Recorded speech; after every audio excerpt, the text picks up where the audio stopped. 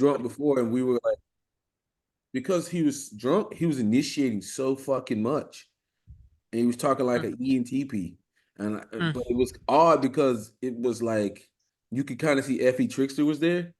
Shelly was like, I think he's INTJ, and I'm like, I don't fucking know. Like this motherfucker, just bouncing back and forth because like drinking, you kind of a little bit more extroverted. You're just like it is what it is. Like you don't mind initiating, you don't mind doing stuff that would like make you very uncomfortable. But he came back. So we'll go ahead and start this off. Guys, these are the INTJs we have typed on our channel. All of them are direct, responding, progression, systematic, pragmatic, TFI and SENI. And we'll be asking them just general questions and see what they come back with. Okay, we'll start with you, Hugo, right? Yes, correct. Hugo, man. What is success for you, man? And how do you define it? So the way that I define success is basically the way that you can essentially reach out your objective in any way possible, regardless of rules, unless those are pre-established. Did I make myself understood, or do you think that the way that I explained myself was not the best? Because if so, Basically, you just saying basically achievements and freedom. Is that what I'm getting? is essentially, but you have to use your freedom to actually get it what you want, because you can have freedom and not necessarily fulfill your goals. Mhm. Okay. Okay. Shelly, you're up. What is success to Shelly? Well, I think the definition of that has changed over the years. So initially, I think it was accomplishing my life goals and getting where I wanted to be. But I mean, now it's more of What is success raising my now, kids Shelly? right and having them become successful. Okay. So it went from all about you to pretty much all about your kids' future. Well, that's admirable there, buddy. Okay. Quentin, what is success to you? Yeah, I mean, kind of similar to Shelly in a way. Like at first, it was just an accomplish to a goal, and like doing it the way that you feel satisfied with. But now it's kind of like I forgot where I learned this from. I know in the Millionaire Fastlane, the book, he talk about the four F's, which is like friends, family, fitness, freedom, and I don't know, something else. And so how I kind of live my life by that in the sense of like I want to focus on health, fitness, nutrition, having a purpose to kind of go through, finance and freedom, and then family and relationships, I guess. So if you're having kind of a satisfaction of all four of those areas, that's a successful life as an individual. Okay, well said, man. So Madeline, what is success to you? Um, Probably just being in alignment with your life's purpose and doing that in a way that's conducive to the evolution of things. Mhm. Self-actualization looks different for a lot of people, so that's a vague answer. Oh, I mean, it's all about what it means to you. So it's going to be different. I haven't figured it out, so. Oh, it's fine. That's fine. Um, how do I say your name? But I can't say your name. I'm just gonna call you the drunk, okay? Because I got just fuck with you, man. So what's that Abhishek. to you? Yo, you're muted. You gotta unmute You yourself. can just call me Abhi. I think Abib? that's much easy. Abhi, Abib. That's much easier. So what's success to you, man? Man, I think yeah, it has got much simplified over the last year or two, and for now, it's just being able to whatever ideas I have in my head, just being able to turn them into reality. Like if I'm starting something, Hmm. just being able to finish it, and that's pretty much it. Okay. Okay, Madeline at the bottom. You're the last one. What is success to you?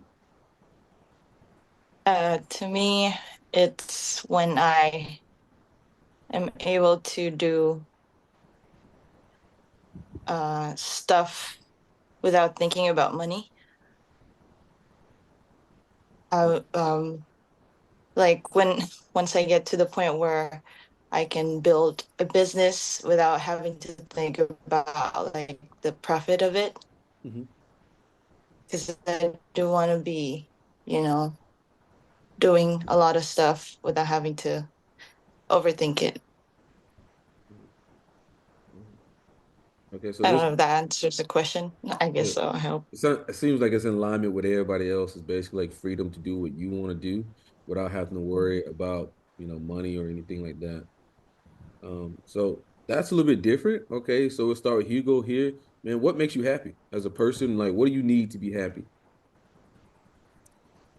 So, as an SE inferior, it's very important for me to have people who are not just strong, but are very loyal and have my best interests at heart. I essentially need, first and foremost, people's loyalty to me.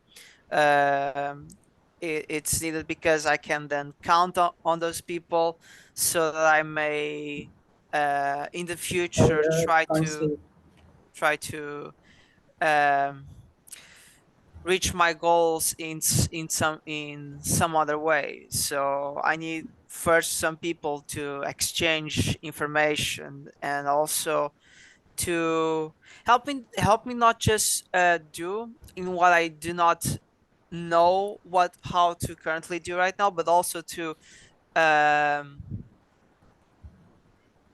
learn it in the future, like learn it, and also have the person do some of the things that I currently cannot do. Second, as a typical NT, I like to think of ideas that could be not necessarily used in a market kind of position, but how would this help humanity more?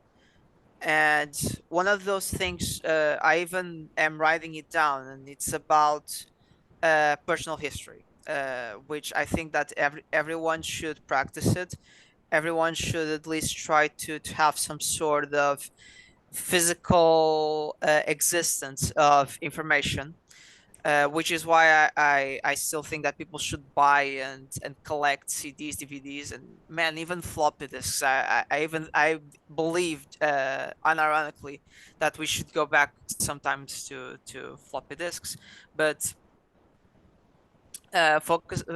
going back now to the point, now that I've laid everything that people should know before I start to say what genuinely ultimately makes me happy. I would like to give people things that will inevitably help them in the long run. Like I even talked to you, Mercer, in our DMs. Like I am trying to make a system to kind of classify and quantify people's intelligence, kind of like rank it. Give me a second, um, and essentially it's all based on that. It's giving people more power for themselves, for them to actually do the things that they want to do, what they need to accomplish their dreams. And it's kind of around that. It's giving people freedom and power for them to accomplish their dreams, because if other people can, that will just show me that I also can. Okay. Winton, what makes you happy, man? We know you're in law school. You already graduated law school. No, I got one more year. One more year. One more year. Yeah. I mean, happiness is pretty, for me, is pretty simple. I mean, I think completing the things that I want to get done, so I guess achievement based and discovery is kind of part of that. Like, if I want to learn a new song, if I want to learn a new recipe or whatever, and then if I'm able to actually do it and perform it, I guess correctly. That's pretty cool. And then I guess in terms of the feedback solution, like when other people around me are happy, it's kind of cool, especially if you're the cause of that. It's like, okay, cool. You're doing it, you're living life, and people around you're kind of contributing to society, even if it's in little ways. So that's it. Okay, Shelly, what is it that makes you happy, Shelly?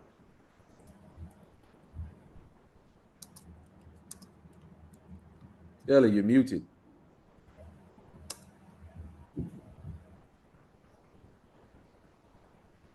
Sorry, left or right screen. You have to change that. I mean, I think thinking about the future and making plans for it and accomplishing my goals and I don't know, organizing things so that things run smoother. I guess. Much. Damn, Shelly. Oh, you got it. Cat got your tongue, man. That's crazy. SE and feel like a motherfucker. I don't like being on this end of the interview. All right, Madeline. What makes you happy?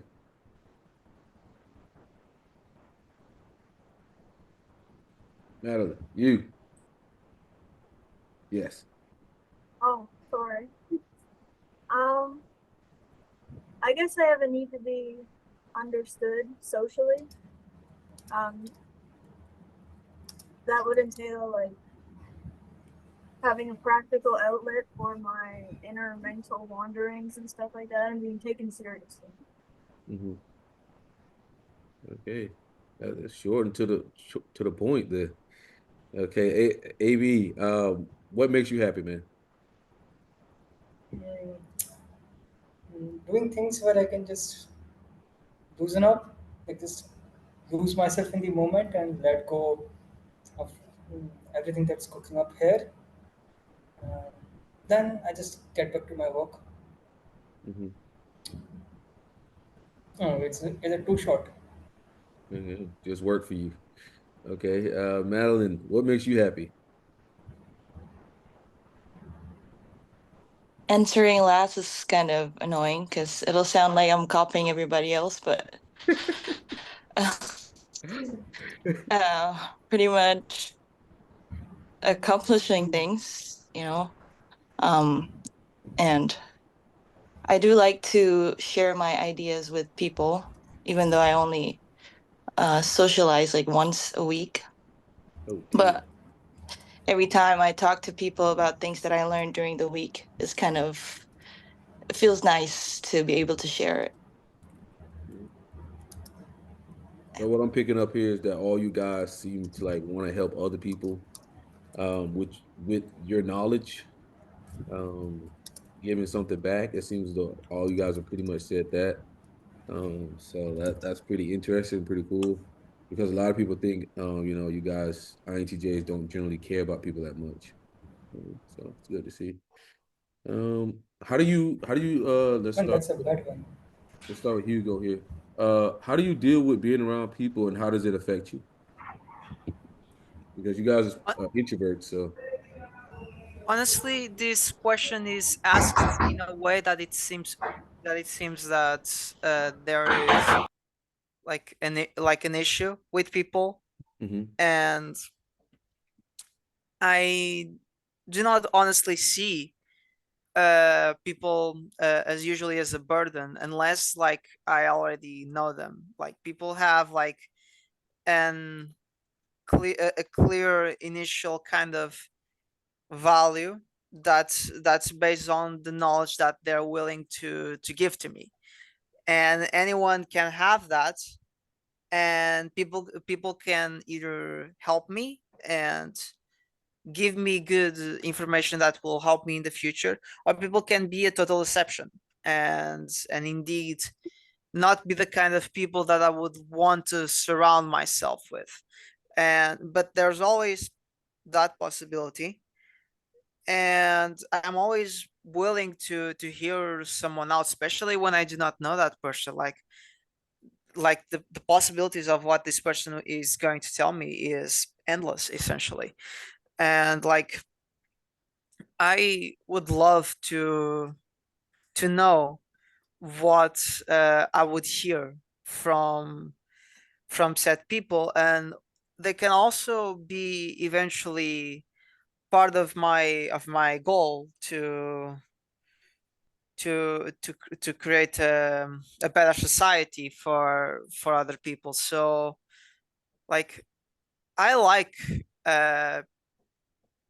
people when it comes to what they can provide in an intellectual status. Like, I when I talk to people, I really do not like to talk about emotions. Like, that's mostly for people who are very close and intimate with me. Like for example, I have autism, and this kind of was an issue like a week ago, I think. I don't like looking at people in the eyes because it gives me tension. Like I feel like I'm getting I feel like that I'm getting absorbed by this other person when I'm looking at that person. So yeah, it's usually like this. It's people give me knowledge. They have different things that make them useful to me, and who knows, maybe they can become one of my closest friends in the future. Okay. So this is my take. Okay, so what about the social aspect? You know, This is more towards the people who are already close to me. I do not I do not take social aspects. I do not move away from formal communication to someone until they become genuinely my friend. Like, at the beginning, while I just know them, like, our relationship is purely transactional. It's you give me something, I give you something else that you may want. And while we do not know each other, I'm always gonna keep like my guard at least somewhere up, and eventually, like, things can soften up a little, and I can become like a friend to this person. And then yeah, maybe we would talk a bit more about the social aspect. okay. Quentin, what about you, man? How do you deal with the social aspect? Because they say INTJs have a low social battery. Dude, I mean, like, and we've had this conversation. Like, that's one reason why I didn't really accept that I was an INTJ as well, because I'm probably the most high energy social person you'll probably ever meet. I mean, so many people just think I'm overwhelming. I mean, I try to talk to at least 6 or 7 people a day, whether if I go see them or whether if I call them or whatever, constantly texting too. Yeah, so for me, it's fun. I know I can't really get along with a lot of people in the sense of like, I usually just let them speak and then I kind of insert a couple of nuggets here and there because I don't know, like traveling a lot, you just kind of realize everyone's out to get the same stuff. And with typology and everything, you kind of recognize that we're all doing the same shit, like we're all here. We just want to enjoy life. We want to, follow whatever our type kind of desires as well as just everything else. I mean, because even though we might not be INFPs, we still have, some of those human instincts that we all have and share overall. And so just kind of getting to know people from different backgrounds and stuff is just kind of a lot of fun. So most of the time I can't really stop being social. Maybe that's just kind of like that fear of missing out sort of tendency that I have. So do you find yourself drained just randomly out of nowhere from it? Yes. Well, and I'm typically drained on the content of what we're talking about. Because I could go out, like I remember talking about typology for I think it was like 19 hours straight with one individual person. And this guy I think was an ESFP, and so he was just on and he was just going at it and just asking a million questions. And for me, since it is pretty abstract and philosophical, it was just a whole bunch of fun.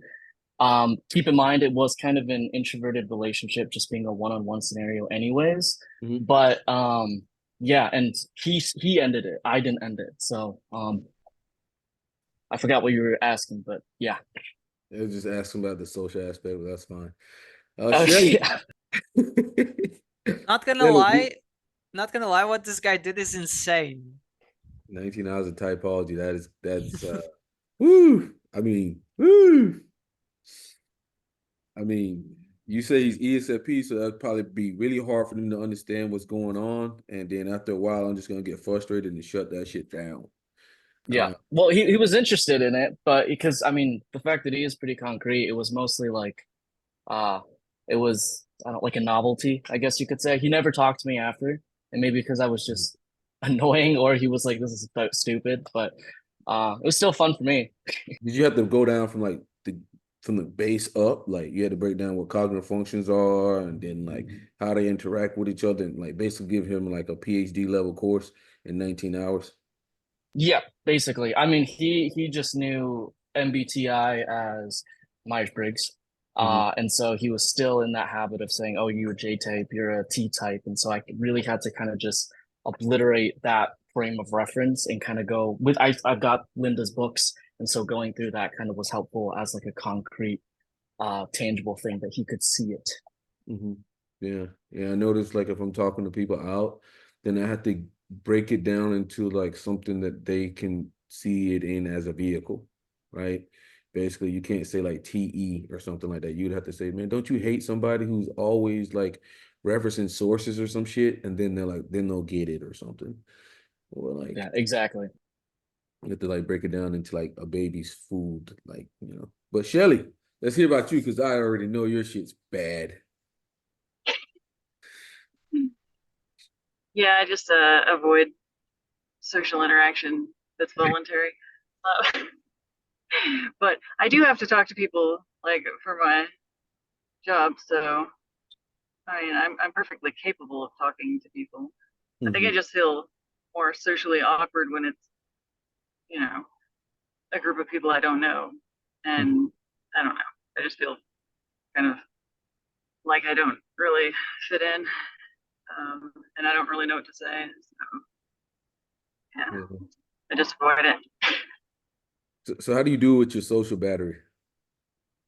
Oh. Younger days. Let's think about younger Shelly. Oh, I've never really socialized very much. I mean, before I had kids, I just like I don't know. I never really understood why people went out and partied and things like that. It seemed pointless to me. I've never been one that was ever out engaging with people. Okay. Well, that's good. Sometimes you show up hungover on typing sessions. I don't say anything. Hey, some people are late to the party. You show up every week. Hungover. What are you talking about? I was not hungover today, so fuck you. Madeline, how about you? How do you deal with the social aspects in your social battery?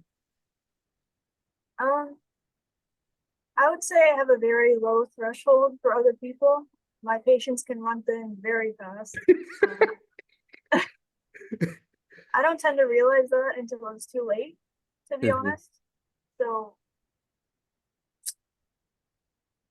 I think that comes out by me kind of being an asshole when I'm not really trying to be, because my patience is so thin and I kind of snap. So when I receive the message socially that I'm disrupting things or I'm being kind of mean, that's when I decide like I need to back up. Need to recharge. How many hours like, let's just say let's just say you had a tank or something. How many hours of socialization do you think you have in it?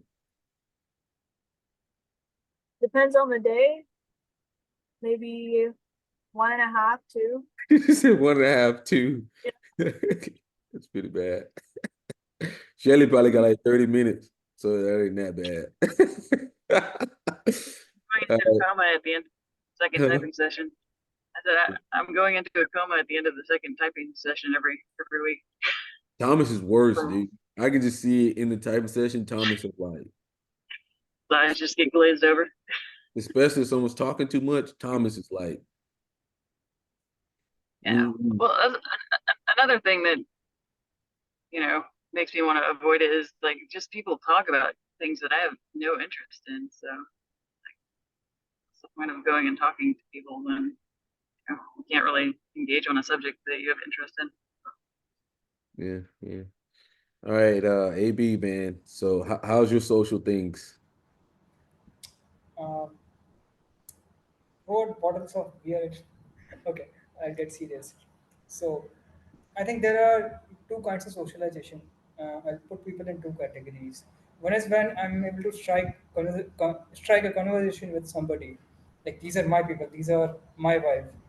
Everything is pretty smooth, and I don't really have to think about it. Like for example, one of my INTP buddy or my ISTP roommate. So with them, everything goes along really well. I want to discuss whatever the fuck I can discuss whatever the fuck I want to discuss and all. Now, people that I don't really get along with, I have a couple of pretty straightforward rules. One of them is not really get. This is the big one, and I think others should also take note of it. Not getting into a drawn-out argument in public. There's no way it is going to play out good at all. If like somebody has a problem with you and if they want to fix something or work on something, they can tell it to you in private. If they really want to give you something to work on, if somebody is starting an argument in public, in most cases it is a trap that you should avoid.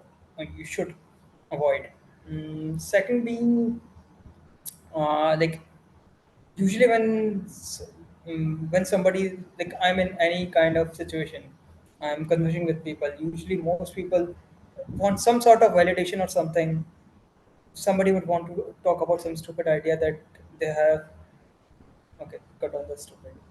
And I just have to maybe nod a little and then just be somewhat appreciative of it or pretend to be appreciative of it, and it goes pretty smooth.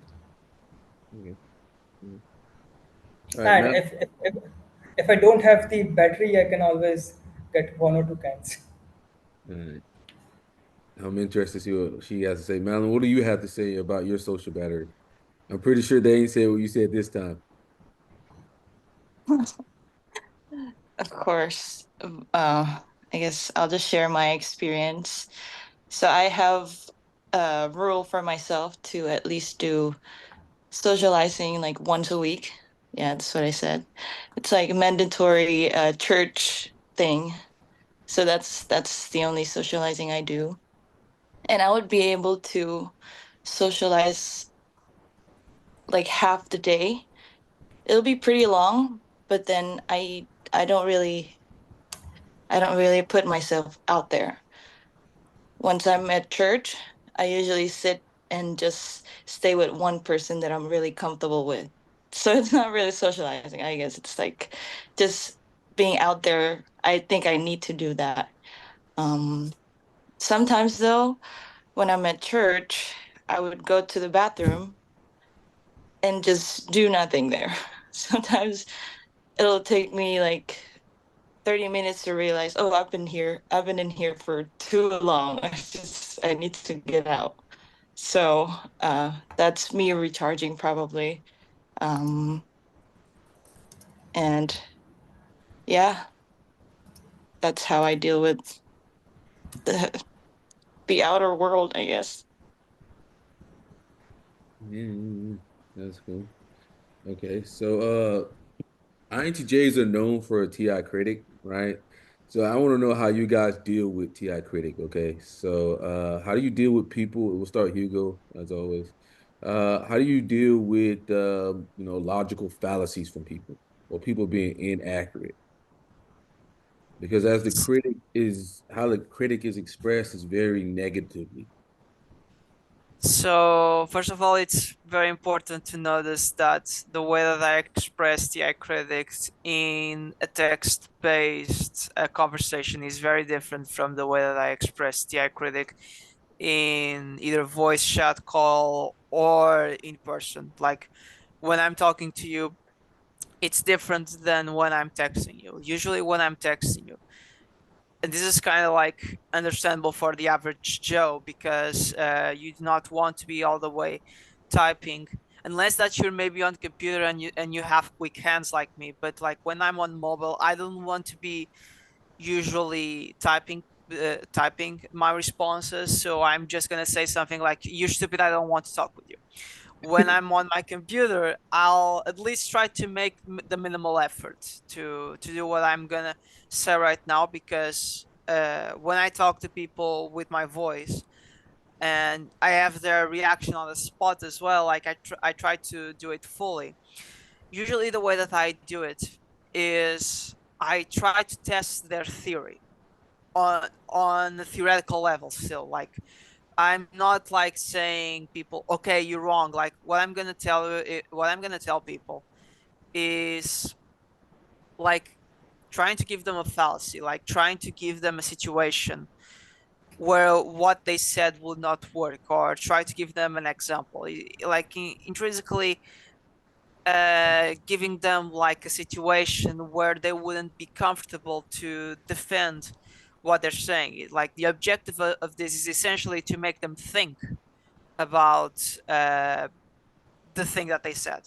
And usually when this is successful, it doesn't need to essentially like the people saying, oh, okay, you're right. No, like the people need to at least like refine what they said. Like there needs to be a conclusion that both parties can agree, okay, this is correct. And when it comes to proving other people wrong, like when I know, okay, you're clearly wrong, and usually this only reaches in pointers of like when we're talking about politics. So to explain to this, you need to understand that the way that I learn things is not usually through reading, although some of it is still done. It's usually to watching other people do what I want to do. It's usually seeing how other people are doing it. It's seeing them do the thing and try to understand what is the meaning behind their actions. And usually when I learn to debate, I have to watch left and right leaning people. And here's the thing, I have not done that in the last couple of days. So I'm inherently very good at debating, especially politics. So when I'm looking at a political situation, like I'm already like I know that the person is wrong, and I'm gonna have that stuck in my heart. Like, okay, I know it sounds very bitter for you to understand, but like I'm not gonna argue with them most of the time, and it's not because I want to have like the ego that, oh, I'm right, so I'm gonna think like I do not need to prove anything.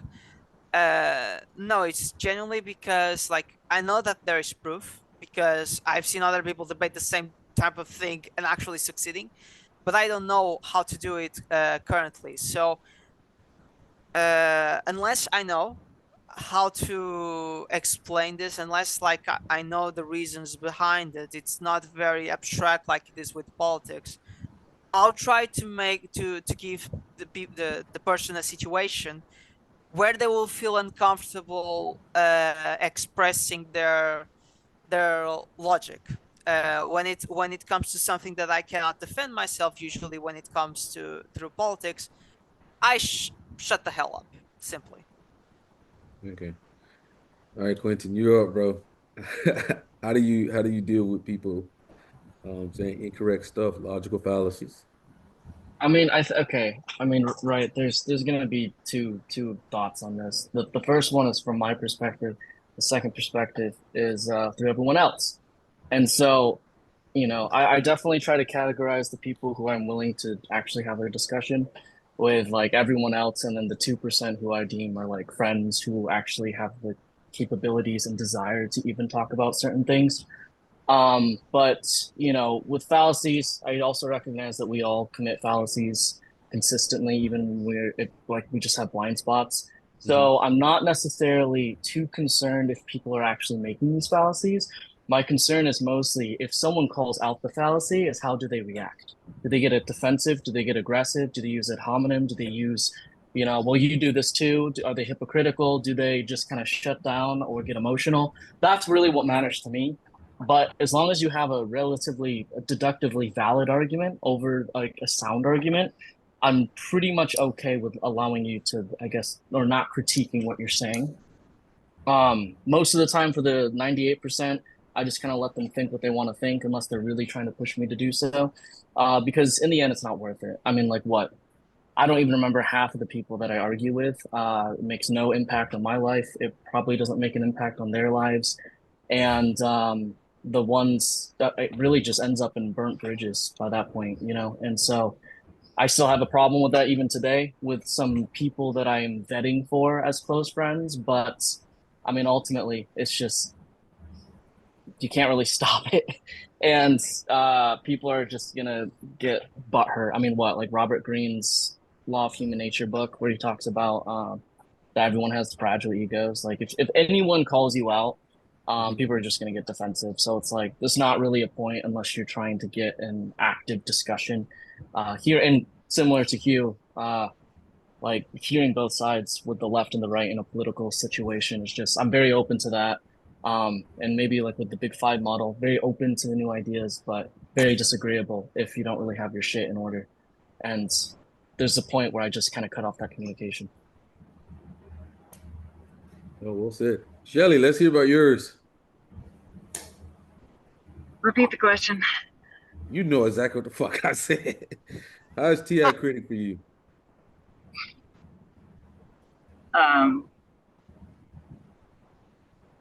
Depends on the situation. I mean, I think with my kids, I'm more prone to pointing out when they're saying something that's inaccurate. And then, like my oldest son, when he was younger, he would, tell me things that were incorrect all the time, and so I would correct him and tell him that, I don't want you to walk around sounding like you're stupid. So you you need to know the correct information because people will think badly of you. You walk around just saying things that don't make sense. I mean, I think in normal day-to-day life, I just accept that people don't have the interest in looking up information and learning. So it's kind of pointless to correct a stranger. And I correct the INTP all the time because he says all kinds of nonsense that he hears on YouTube. And so I guess I can be a little bit harsh with people that are closer to me with it. Yeah. But it kind of drives me crazy when people will say things without like even looking it up. Like, what's the point of going and just repeating somebody else's opinion if you haven't even researched it to know whether there's evidence that supports it? Next. All right, Madeline, you're up.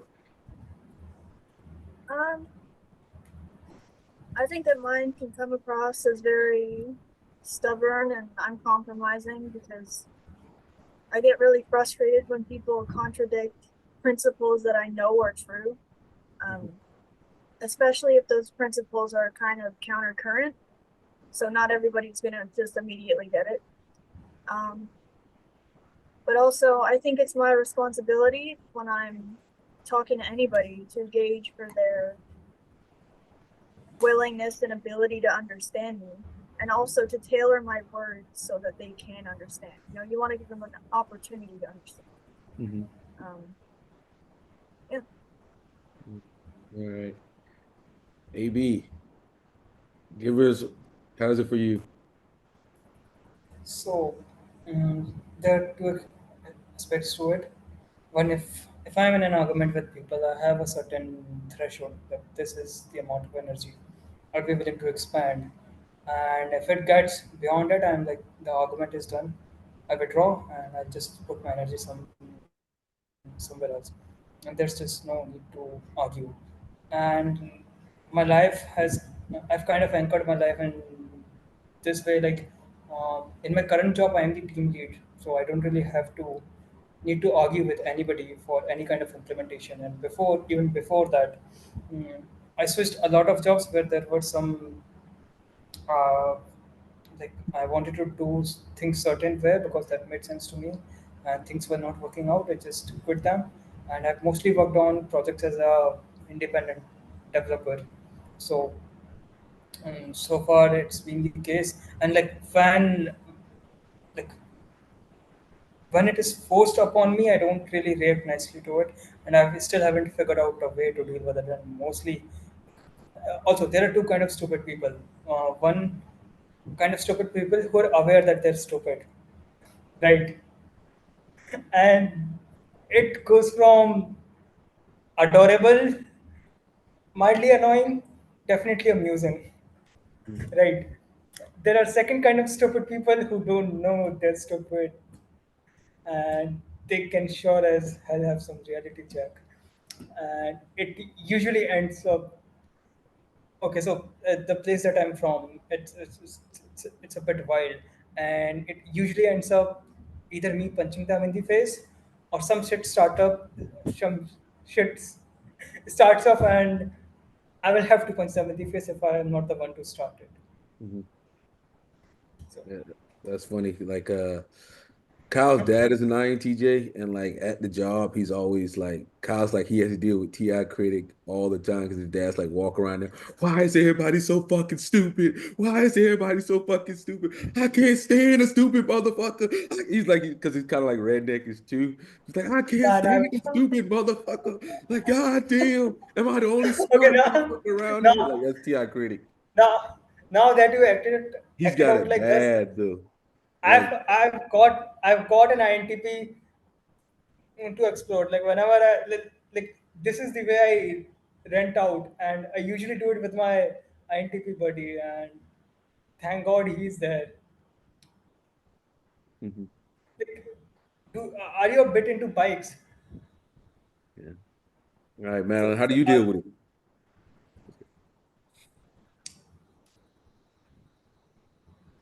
Well, do I need to say anything? it? um,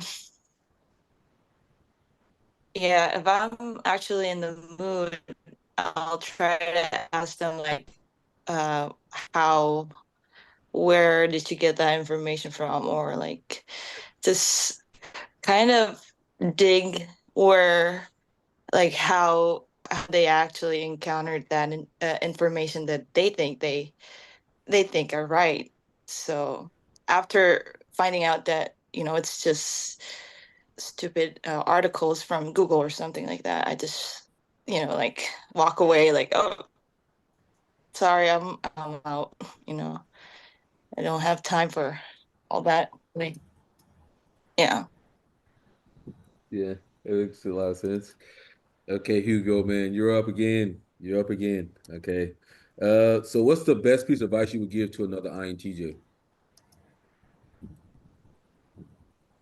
Just don't fall into self-pity. Like, as long as you have the capability to fight to change your conditions, to make yourself the person that you wish to be in the future, do it. Like, if try to find people, if you're like that close from actually giving up, and like it comes back to the first point, is like you need people around you who can bump you back up in case that you have an emotional low, like a low. And so it's essentially that, like, as long as you can like get up and keep going forward. Like, don't don't just uh don't just fall, don't stop. Like, as long as you can, try. Okay. All right, Quinn, what was the best piece of advice you would give an INTJ? That's a hard one. I mean, I think the one that's, I guess, kind of cliche is that like you got to just be you. I mean, like that's, it seems like, oh, of course, but like considering that INTJs aren't really liked in society, or they're at the very least considered different, if you start leaning into who you actually are and what your strengths are and everything, that's when people are actually going to be gravitating to you. Because I mean, I even remembered, right? Like, so I basically changed schools every 2 years, and I was always like kind of an eccentric figure, I guess you could say. But I Mhm. still found my crowd no matter what. And one of the things that people always liked is the fact that I was pretty real with them, and that I was in a way different and just didn't really follow the bouncing ball of the SJs, right? And so and then as I was growing up, a lot of people, I asked a lot of people just like, oh, okay, so like, why are we friends? Blah, blah, blah. And a lot of them really talked about how my NI is just so strong for them. Mm-hmm. And it is one of like, I mean, for all NI heroes, it's very, very rare in itself. So it is pretty like, oh, wow, this is intense. This is overwhelming. What is this? And it can be a turnoff to a lot of people, but it can also be a source of our greatest strength and power, if you will. And so just really figuring out, don't get too distracted with your performance, which I know is one of the other questions. Don't get too distracted on what everyone else is saying about you, because if you know what you're doing is really just following your principles, doing the right thing, not like right thing, but you know, like doing for yourself. Like people are gonna the right people are actually gonna gravitate around you, and you'll actually then you're not gonna need to be that sort of lone wolf, but you're gonna have the group that is the solid foundation and the base to actually propel you into the direction that you want to go to, rather than acting like crabs and pulling you down because they're envy. Yeah, yeah. All right, Madeline, we have to skip Shelly. What would be the best piece of advice you have for an INTJ? Um, I think one thing about them, sorry, is that they don't really understand other people very well in relation to themselves. So it takes a lot of compassion for other people and their stupidity sometimes, Yeah, as an INTJ, because stupid people, they keep the yeah, world going on, you know? And if you can't really appeal to that and get your message across to them, then you're as useless as they are. Yeah, I mean, you just have to meet people where they're at. yeah, yeah, yeah. AB, you're up, man. So one is try to treat people nicely whenever you can. It it will never backfire. Another one, I think we all like INTJs are very jumpy. I know myself that I am very jumpy. Like I jump from this place to this place, and we kind of skip a lot of foundations, Movement. and which kind of comes biting us back in the ass. So it's very fucking important to have a foundation, especially if you want to build like something really big, really neat. You need to have a strong base. Mhm. Otherwise, your whatever you're building is gonna be a house of cards, and like one card, and it comes the entire thing collapses on its ass.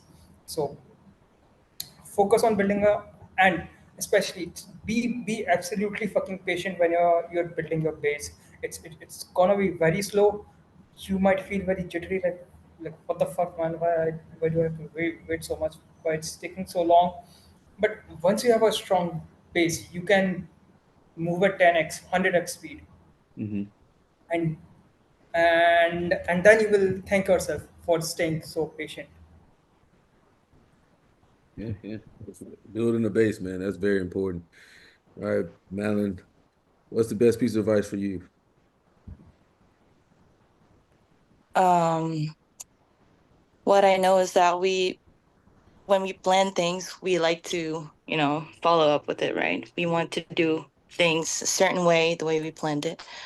But I've learned a lot that, sometimes it won't go the way we want to. And so we just don't be too hard on ourselves. Um, what I learned is that don't overthink of how you're going to choose the right choice. Just do something and make it right. That's what's more important. I mean, it comes with like, all the um, stuff that's gonna come after it. But as long as you do something and then make it right, that should help you with a lot of stuff. That's a progression mindset there. Do something, then make it right. It's progression as fuck. I'm like, do it right the first time. Okay. There's nothing wrong with that though. It works. If it works, it I works. mean, well, yeah, because I mean, I get too hard on myself if I don't do it right all the time, you know. And you can't really be in that mindset all the time. So I have to, yeah. All right, Hugo, man, how do you deal with underperforming?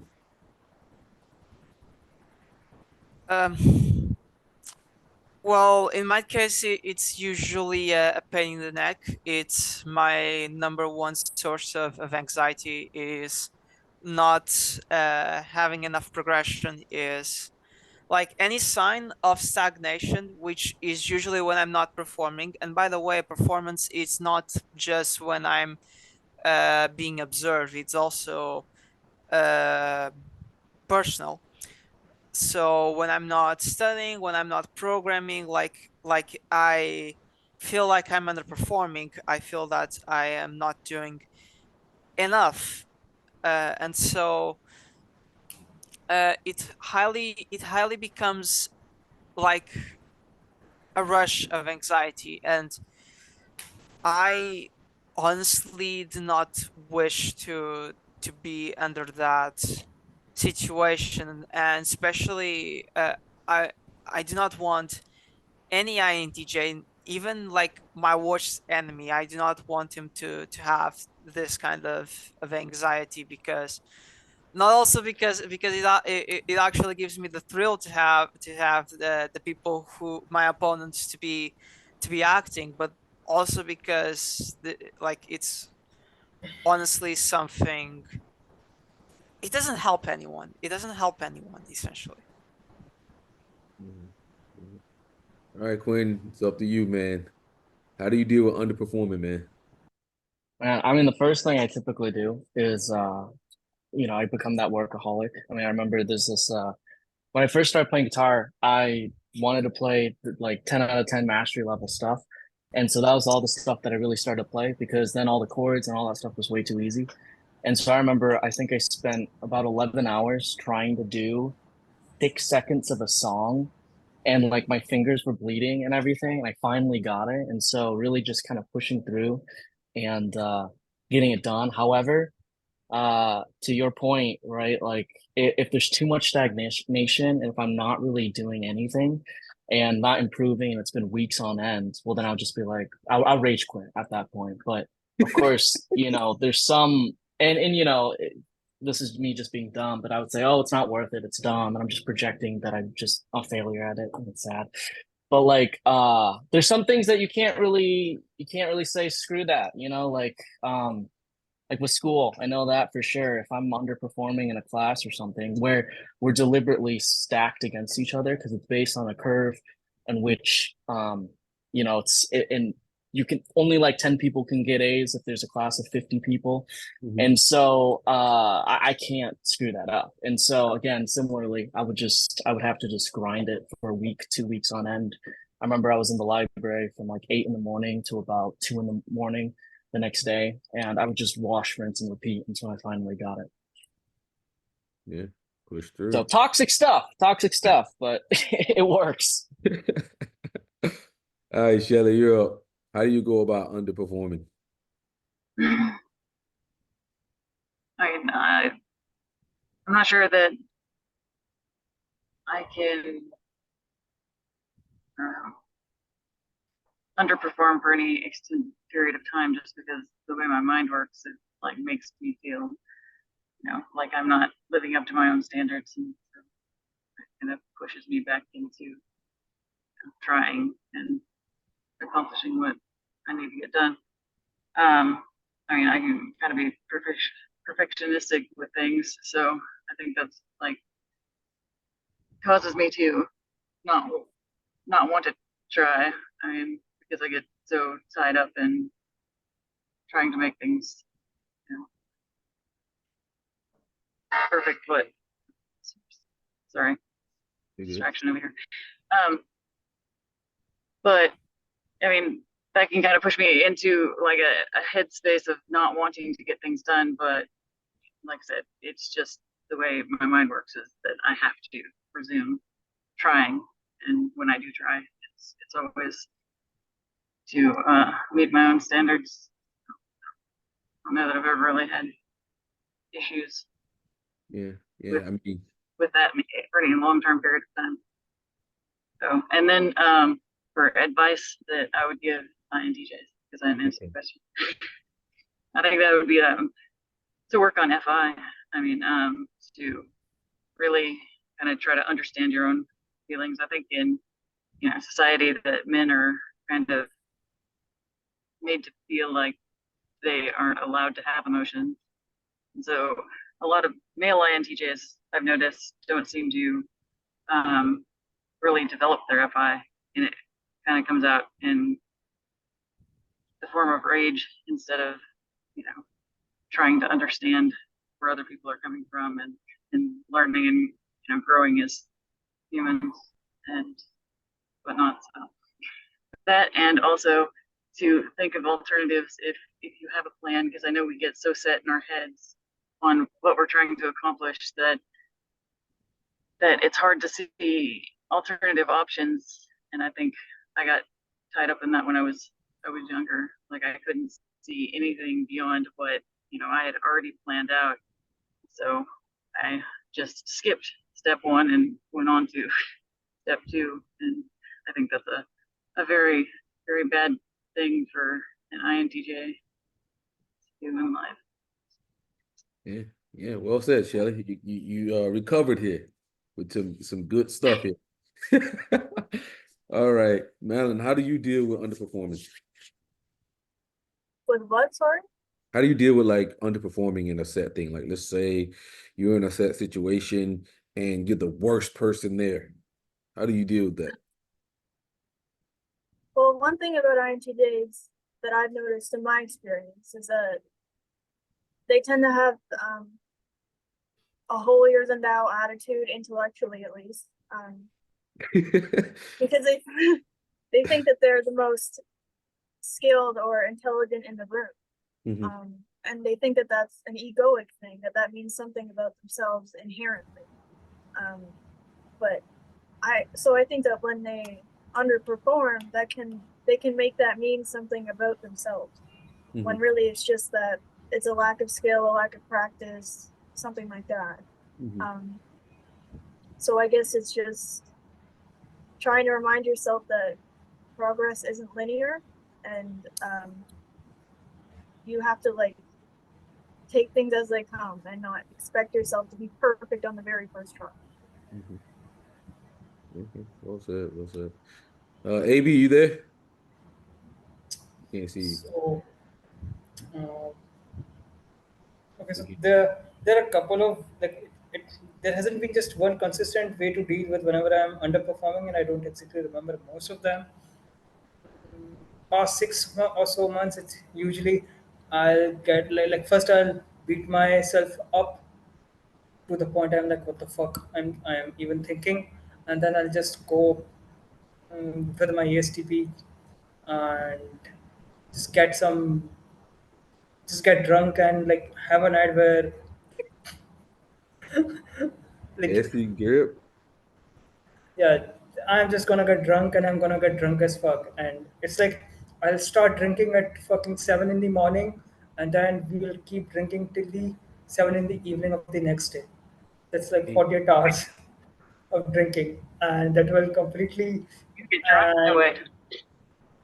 so okay, so it does fuck you up, and then like at this point it has kind of become a ritual. So after those 48 hours, no, those 24 hours, it's fasting for one day, and then the next 15 days is sleep is for the week.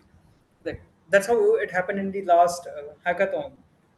It started like this, and then like I worked my ass off for the 15 days. The last week of the hackathon, where I had to finish things up, I slept for like less than 15 hours in one whole week. I was working on a sleep of 1.5 to 2 hours, and man, I was functioning really good. Like I had to debug some really complex smart contracts and a lot of shit, and it all worked out in the end.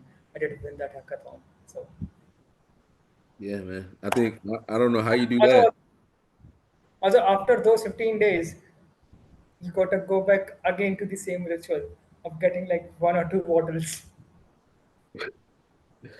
Yeah, I don't know how you do that, man. If I'm underperforming in anything, I can't think about nothing else. Like it just literally consumes me. Like I can't think about anything else. Like all I can, I That's would why really use that like mentally in my head. I'll just like play it over and over in my head until like there's got to be some breakthrough here.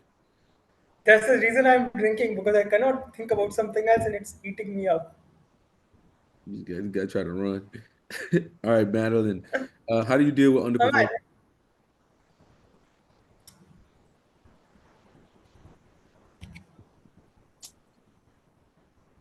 Yeah, so one of my problems is that I think I can learn everything very quickly.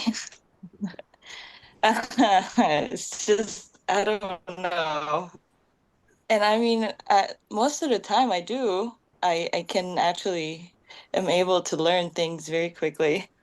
But when it's like, oh, the only way I can see that well, I always think of myself as I'm underperforming all the time. Like it's within myself to actually critic myself all the time. But when I'm out or like in a social setting, um, for example, I used to play basketball in high school and I was pretty good at it. And then I stopped for years. And my church people, they went on this outing to play basketball.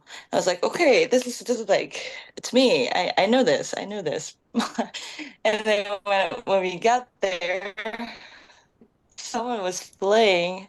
It's a female too, and I'm kind of close to her, but not really. But like looking at her playing, I was like, shit, I am not good at this anymore. And I was just like, sorry guys, I'm going home. I am not gonna be here. I have something to do. And the day after, I just like kind of what you call it, punish yourself. I punished myself, and I played basketball for like the whole day, Yeah. just But you because felt like I failed for some reason. I don't know why, but it's just like shit. I thought I was good. Turns out someone else is better than me. So it's like, you know, Yeah. yeah. They say that SC inferior is really good at mastering something, but if they don't practice it, they'll lose that skill. So you're good at basketball, and then you didn't play for several years, so you lost that. So you go back Um, on. You're not like an yeah. IST who could just pick it up and do it all over again. You're gonna be starting all over again. So all right, Hugo, man, how do you deal with past mistakes?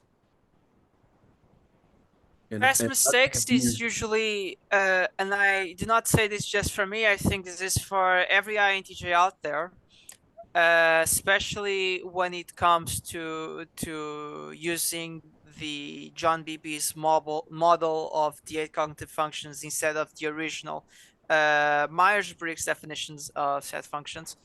Talking about past mistakes is usually the Achilles heel of any INTJ, if not any NI hero. This is usually the best way that people have to emotionally break them and make them feel like they are worthless. And this is overall a situation that I would not like to find myself in. yeah. You didn't answer the question. Good job. It's essentially that it's something that I do not wish to involve myself. I do not wish to talk about. I do not like. It's not something that I want other people to even mention about my past experience. I don't want to have to talk about that. I don't want to have to talk about the stupid shit that I did previously. I do not want people to see me and think of me as someone who made like stupid shits. Like I don't want to remember myself, and I don't want other people to remember themselves either. And this is like their best weapon that they have against me is using my past. So I do not like to be exposed to this situation. I don't want any other INTJ or INFJ to fall for that either. Okay. All right, Quentin, you're up, man. Yeah, I mean, likewise. I just well, I mean, because to me, it's kind of like when people bring it up, they often do it with the lens of trying to prove a point too, or trying to do something that's just counterproductive. Because personally, I mean, I love past mistakes for myself because I call it a progression-oriented sort of mindset in a way. But it's like if you know that 2 years ago or 3, 4 years ago, you just sucked at whatever you're trying to do, and it's something that you're kind of motivated to continue, and then you look at to where you are now. I mean, that to me is a very powerful thing. I mean, like a lot of people say, or there's this quote, I always forget who says them, but like people usually overestimate what they can do in a year, but they underestimate themselves what they can do in 10. And so when you're on that 7th or 8th year and you're kind of like, I mean, even like with typology for God, how long you guys have been a part of this community and whatnot, but knowing from, I guess, getting sucked into that MBTI kind of hemisphere to exploring and branching out to much deeper and less talked about theorists out there, it's definitely something that you can kind of embrace and accept and learn along the way. The fuck? What? But Who's that? but yeah. What the fuck? Wasn't meant for you. Who the fuck is Okay, that? but yeah, I mean, but ultimately when people bring it up, it's just it's like, okay, I want people to resolve it. So call that hypocritical. But internally I embrace them. Yeah. All right, Shelly, how do you deal with it? You know I hate anything from the fucking past. Like, don't even bring that shit up. That shit's dead. Shelly, we can't hear you. Yeah, so I mean, I think when I make mistakes, that's probably about the only time that I do think about the past, and it's involuntary because I think it causes me to feel like a sense of embarrassment. So it just replays, and I try to figure out how I can, improve and not have that happen again. So I try to learn from it. Yeah. Yeah. Next. All right. All right, Madeline, how do you deal with it? I don't think that the past is something that I really tend to ruminate about because I know that I did the best that I could have with the information that I had. And I'm somebody who really will consider every influence before I act or behave in any kind of way. So I don't know. Maybe I just don't make a lot of mistakes. I don't know. Yeah. I definitely make a lot of mistakes. Like if I'm playing chess and I lose a fucking game, as soon as I fucking lose that game, I don't even want to review that bitch. And I know I should review it. I just know I should review it. But just a part of me is just like, fuck this shit. Fuck that motherfucker. Just like, oh my God. But, I have to review it so that I could get better. But boy, I do not want to. And I have to like woosah to myself. But that's me personally. I just hate losing. Madeline. Mercer, why haven't we played chess? Oh, you want to play me?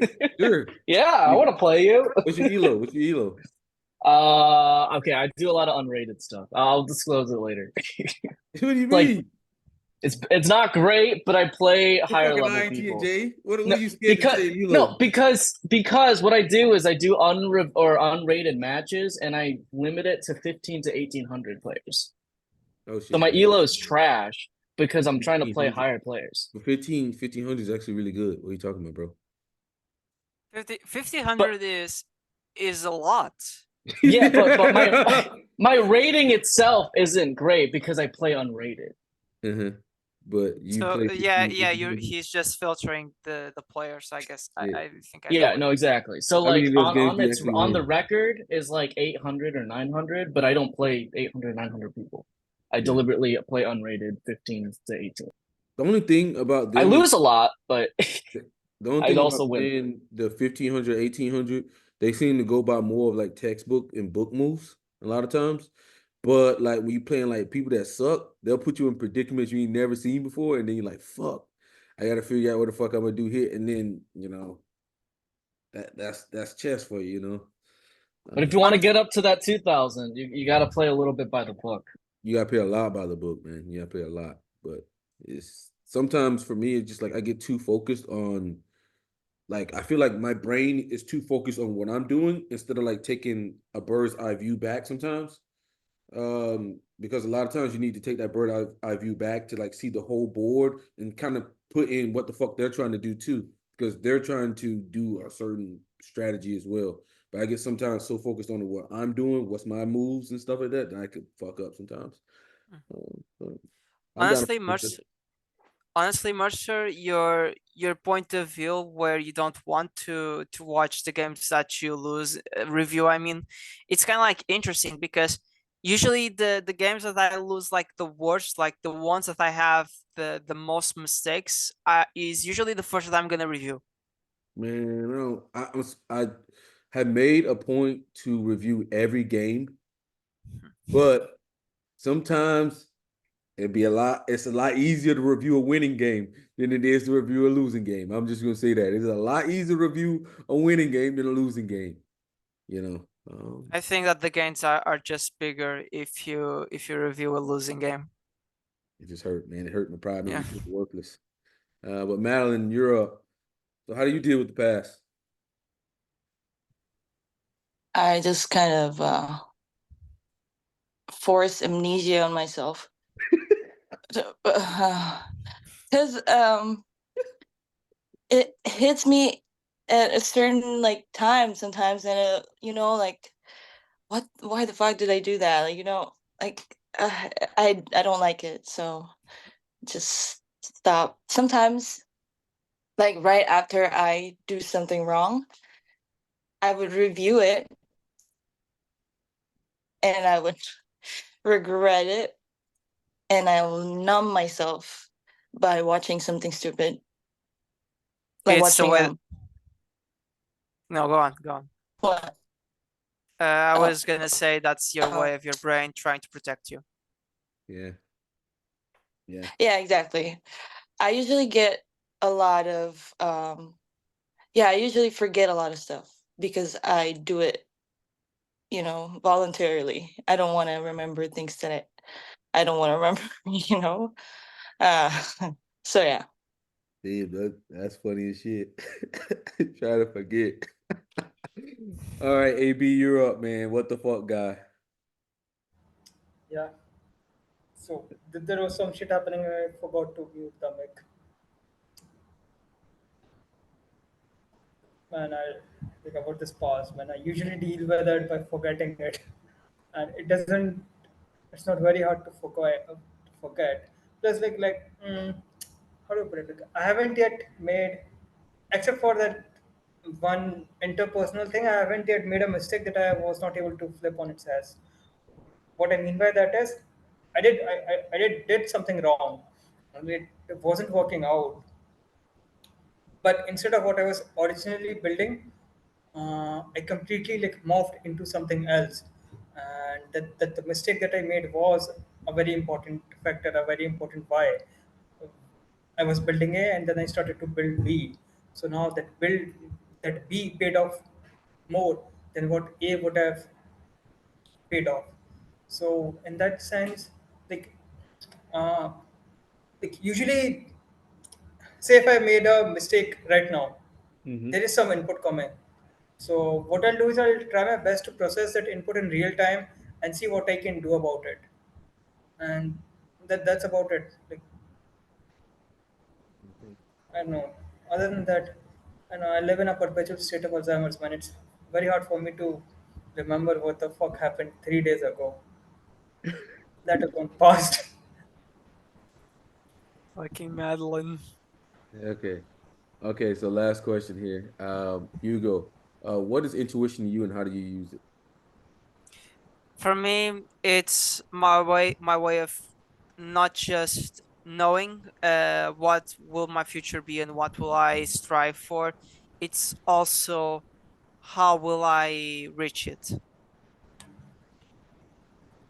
That's essentially it. Okay. What about you, Quinn? I don't know. It's the, I guess it's the ability to look at all sides and every single possibility, and then narrow in to I mean, I guess I'm describing NI, but you know, taking as in the amount of information that you can universally that is can be applied throughout any scenario, and then focus in on the things that are actually important. I mean, you could apply this even to a very simple situation in which you have weird intuition that someone is following you, you know, and you can just you can identify what's going on, the possibilities, and understanding that, okay, you're in a dark area, there's no one around, your phone's dead, you're this and this. What is that possibility that you can actually kind of, and where can you go? What should you do with that? And then, make it just a logical decision on how to proceed from there. Okay. All right, Shelly, what is intuition for you? Shelly, we can't see you.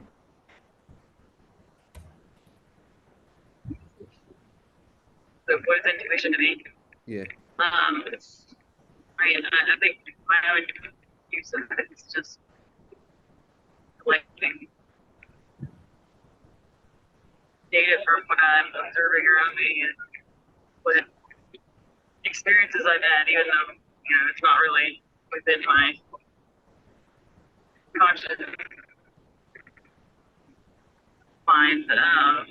Just to like piece things together and see, you know, nuance and behavior, and to try to see how I can fix things or change things, or like with my kids, like to recognize, you know, what path they're on and see, to understand how, like, their psychology, and how, you know, I could influence them in a positive way to get them, you know, back on track, so that, you know, their life turns out better, or in my own, it's like, so I can accomplish what I need to accomplish.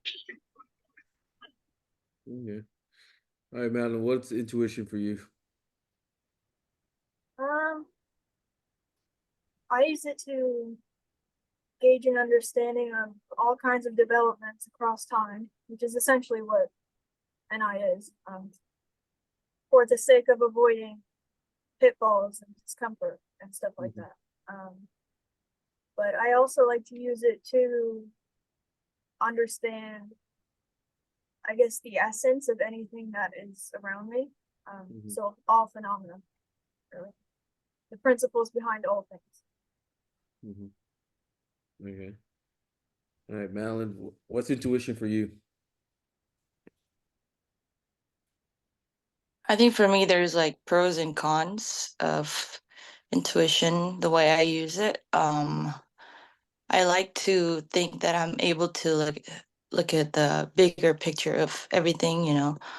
I can also conclude things without having to really, you know, get a lot of SE on it. But also, I can, you know, I can over assume things. Like it's kind of bad too.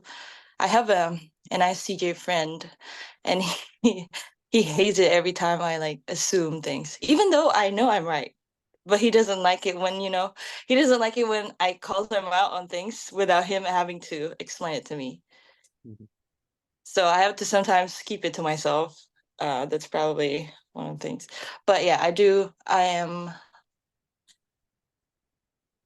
yeah, like Quentin said, I like to be able to, you know, see every point of views of things. Sometimes when people come to me for advices, like especially relationship advice, which I don't think I'm very capable of giving, but for some reason, every time I say something, they're like, "Oh, you're right." I'm like, "Oh, am I? Okay, good." So, yeah, like I'm able to see other people's point of view, like the possibilities of how they would actually think, because, oh yeah, maybe that'll happen. Like, you know, like I don't know how to explain it, but yeah. Yeah. I think that's pretty well said. All right, AB, man, give us what intuition is for you. So I think one, it's basically like separating out the wheat from the chaff. Uh, okay, so I don't exactly know if it's intuition or I'm using some other function, but like if I get my hands on something, just go all in on it and figure like break it down to its first principle. Just go top down on it, and then once I have figured out the core fundamentals of it, bring something new from it, and like just going top down and then bottoms up. Like uh, if start working with a new framework, I've already built a couple of good models mm, of the fundamental things with the previous framework. So I can get started with it very quickly, and I just need to figure out like like a couple of basics, and then I know okay, this is here for this thing, this is its role, okay, and how the system is communicating with each other and how this entire machinery is functioning, and then I can just completely juggle it. And whenever I'm like putting a piece from one place to another place, I know it's not going to break. I know like and like even if it goes out, it doesn't go too south. Like nothing is something that I'm not anticipating, Mm-hmm. and everything kind of seems to in the end just get under control. So Yeah. Yeah. Well said, man. For me, I always see intuition as being able to see just further than other people. Like no matter whatever the situation is, it's just always on. Like if I am here right now, I'm thinking about work tomorrow or the next day, or whenever I'm in any situation, it's looking at, what's the path for this? Like, what is the best path for this? How can I get this all into one thing? If I'm looking at information, it's like pulling all things and refining it down. Um, it's an interesting thing. I just feel like it's got its ups and downs. Like she said, that assuming, like jumping to conclusions too much with just a small amount of data, you might think that somebody's cheating on you or something, or like somebody's like doing some bad shit that they're not fucking doing. So sometimes you gotta like chill out on it. Or like for me, kind of like I was like I'm gonna bet a lot of money on China because China has gonna have the biggest economy in 10, 15 years, right? So I'm just one year I just dumped a shitload of money into like China stocks, right? And I'm like, I'm not even worried about that money. I'm not worried about that money for the next 10, 15 years. That's an NI decision, looking at all the TE data and then making a loan um decision based off something like that. That's how I kind of see it, and I kind of take that approach to everything, even if it's like basketball, anything in life is just like there's some component there where like you can see further than everybody else. I may not be able to see what everybody doing, but I can see a lot farther than everybody else. It's kind of like, but that's for me. oh, Uh, yeah. I think I can relate to it. So basically, like when I was building stuff for this hackathon, so I think it's a bit of if you are a developer, you might want to delve into this. So right now, like we all know, Bitcoin is the biggest blockchain, right? Mm-hmm. And there are and then there is Ethereum, and there are something known as Ethereum L2s, right? EVM is a computer on which so just to keep it brief, there is a wave of Bitcoin L2s coming, Mm-hmm. and Bitcoin L2s are going to be the next big thing. And if you can get into Bitcoin L2s, if you're a developer and you can build stuff on it, uh, these are relatively very low hanging fruit. You are looking at a million or two down the line in a period of 12 months to 3 years. Yeah. And these are and I'm not talking about people who are like going to build the biggest product out there which is going to create a lot of buzz. You're walking away with a million or two in 3 years, just building some neat stuff that helps other people build some other stuff. Also say like and I should help you be on the cutting edge of no matter whatever you're doing, and I should help you. Um I mean, I'm never going to feel like I'm out of my wits with respect to anything. Also, because I've done it so much. Even when I don't know shit about anything, I can pretend that I know shit about it because I know I'll figure out later. yeah. Well, thank you guys for coming on. It's great to have INTJs on. AB, man, you're a little too arrogant. You're the most arrogant INTJ on the panel, man. You need help. All right, you guys. Thank you. You guys have a good day. Appreciate it, guys.